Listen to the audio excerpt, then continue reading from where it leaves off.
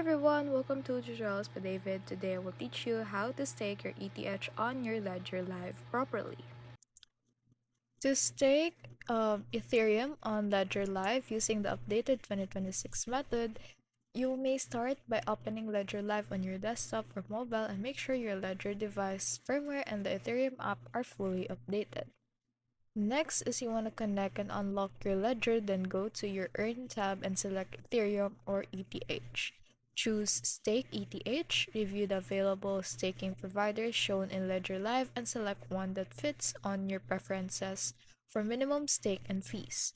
Enter the amount of ETH you want to stake, carefully review the transaction details on Ledger Live, then confirm and approve the transaction directly on your Ledger device.